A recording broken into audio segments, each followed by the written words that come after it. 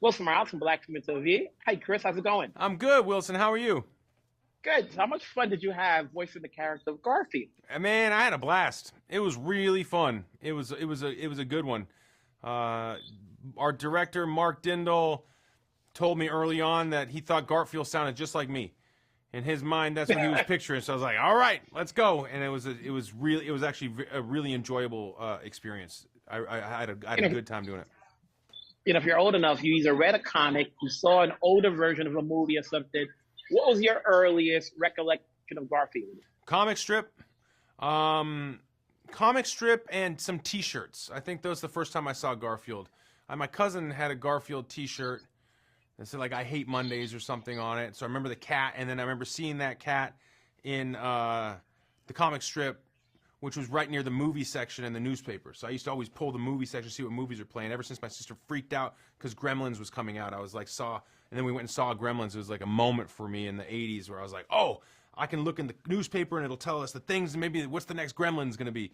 And I'd always pull that out, and that's when the comic strip was there. I was like, whoa, it's the T-shirt, it's the Garfield from Allison's T-shirt. And so that's my first memory of Garfield. You got some incredible names, voicing the other characters. I don't know if you got a chance to see them. When you're doing animation, you're literally in a booth and so forth. But what was that process like? Did you get to see them, whether it's during rehearsals or were you all together? I never once worked with a single actor in this movie on this movie.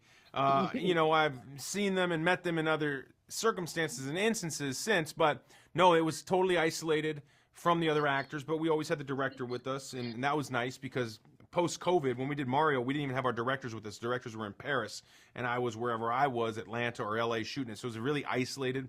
And as an experience goes, it was much more lonely than this one, because this one I had Mark and I had the producers, and it was the same spot, and we had our tech team, and it felt really nice and friendly as an environment.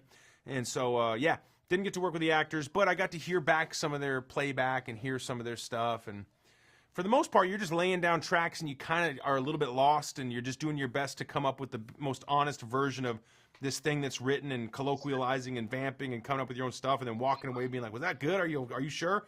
And then you watch the movie and you go, oh, damn, this is what this movie looks like? This is awesome.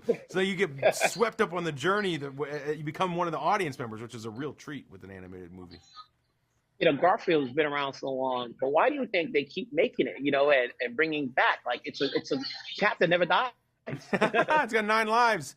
Yeah, well, I mean, it's the business that we're in. I think big blockbuster studio tentpole style animated movies, they're expensive, and to justify it, you need a title with reach. And Garfield has that. Now, you've never seen the film version of it. You've never seen this animated film version with his biological father. It's almost an origin story in a way. And this is a new medium for Garfield, even though Garfield is so ubiquitous in the comic strips and the TV series and in T-shirts and in merch and in a couple of movies before. This is a fresh, new animated version of this character, and it's dropped right into 2024. You're talking about a guy who's absolutely pampered, living the lap of luxury as a indoor cat, who can order pizza with the touch of a button, who can sit and watch cat flicks from his Barca-lounger, being thrust into this outdoor cat experience, at the, with Sam Jackson, his dad Vic, and who's a crazy outdoor cat. And so it's a fun adventure,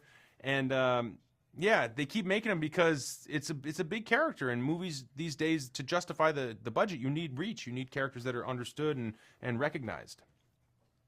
This is a fun film that all will enjoy. Congrats on this movie. Obviously, between this Super Mario Brothers, you can just stay behind the camera, and we're all good with that. Yeah, thank you. That sounds good. I'll do it.